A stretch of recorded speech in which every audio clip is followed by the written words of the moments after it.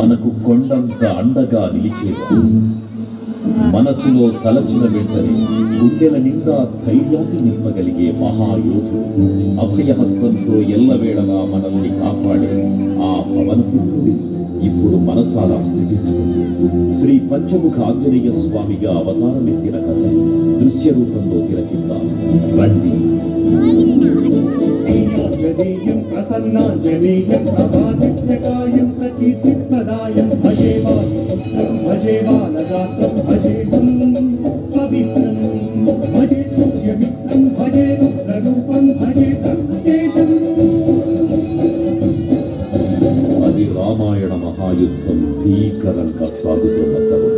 శ్రీరామచంద్రుని సారథ్యంలో వానర సైన్యంతో విజృంభిస్తూ లక్ష్మణస్వామి తనతో పోరాటం చేస్తున్న రావణుడి కుమారుడు ఇంద్రజిత్ తలని బాణంతో ఒక్క వేటుతో వేరు చేశాడు. ఇంద్రజిత్ మరణం విన్న రావణుడు ఆవేశంతో ఊగిపోయి ప్రతీకారం కోసం పాతాళ లోకాధిపతి తన సోదరుడు అయినటువంటి మహిరావణుడి సహకారం కోరాడు.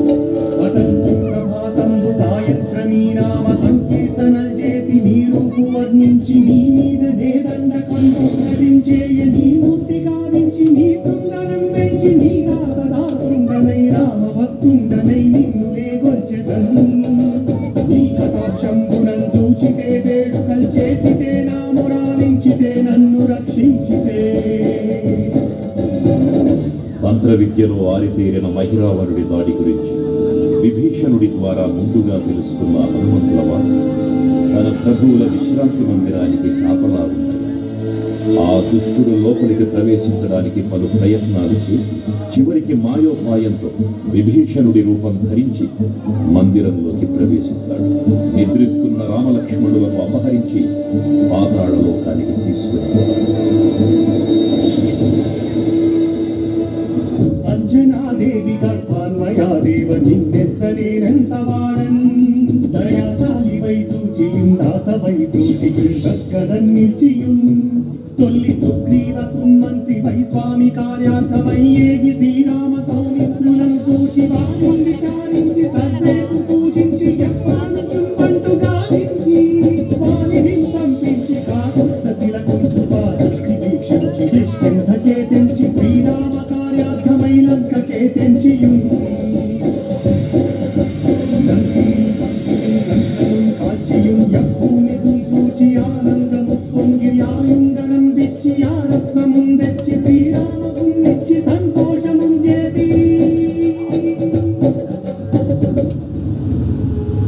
తన ప్రభువులను కాపాడుకోవడానికి వాయువేగంతో పాతాళలోకానికి చేరుకున్న ఆంజనేయ స్వామికి సగం మొసలి సగం వానర రూపంలో ఉన్న వింతజీవి ముఖద్వారం వద్ద కాపలా కాస్తూ కనిపిస్తుంది.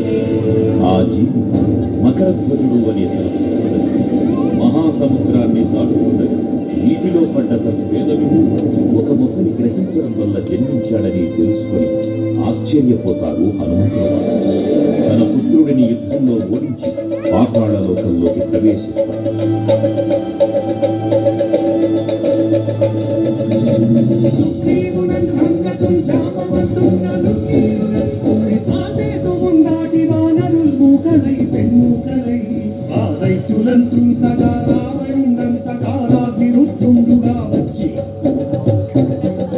బ్రహ్మాండమైనట్టి ఆ శక్తిని వైచి ఆ లక్ష్మణుం మూర్తనుందింపగానప్పుడే నీకు సంజీవిని తెచ్చి సౌమిత్రికి నిచ్చి ప్రాణంబు రక్షింపదా కుంభకర్ణాదులం వీరులం ఘోర శ్రీరామ బాణాగ్ని వారందరిం రావణుం చంపగానందలోకం పురానందమయ్యుండ నవ్వేళనుం విభీషణుడేడు కంటోడు కన్వచ్చి పట్టాభిషేకంబు చేయించి సీతామహాదేవిని తెచ్చి శ్రీరామునిచ్చి అంతన్నయోధ్యాపురించొచ్చి పట్టాభిషేకంబు సంరంభమయ్యున్న.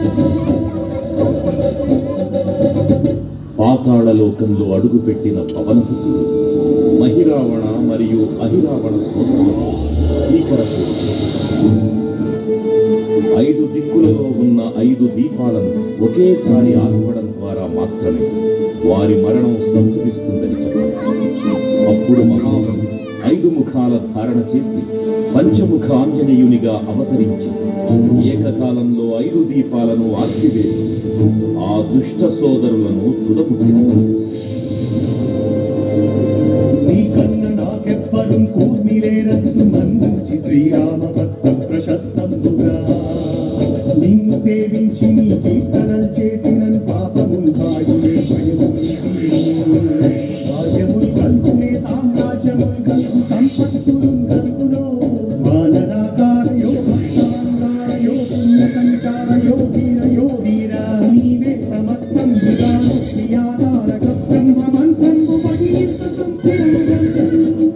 వజ్రదేహం గును దాచి శ్రీరామయంచు మనస్ఫూటమైన ఎప్పుడం తప్పకన్ తలకు నా జిహ్వయందుండి నీ దీర్ఘదేహం త్రైలోక్య సంచారివై రామనామాంకిత ధ్యానివై బ్రహ్మదేశం సుగంధీశ్వర కల్లోల వీర హనుమంత ఓంకార శక్తంబులన్ భూత ప్రేతంబులన్ పెంపి సాశంబులన్ శాతిని జాతిని త్యాగులన్ గాలి దెయ్యంబులన్ నీ సువారంబులన్ భక్తి నేరంబులన్ భక్తి నీ ముష్టిఘాతంబులన్ బాబులంబులన్ భోమఖండంబులన్ తుంచి కారాభిరుద్ధుండవై నీవు బ్రహ్మై నీ విద్యలేజంబును చూచి కారోవినాముక్తు నరసింహయంతు దయా దృష్టి వీక్షించి నన్నేలు నా స్వామి ఓ ఆంజనేయ నమస్తే సదా బ్రహ్మచారి నమస్తే నమో వాయుపుత్ర నమస్తే నమః.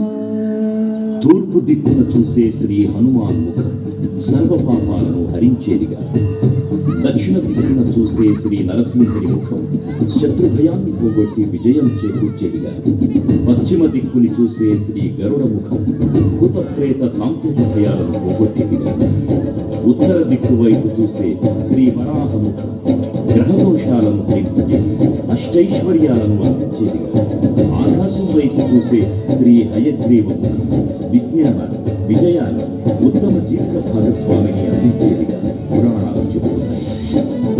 కావున భక్తులు అన్ని విధాలుగా మనలను ఆపుకుని శ్రీ ఆంజనేయ స్వామిని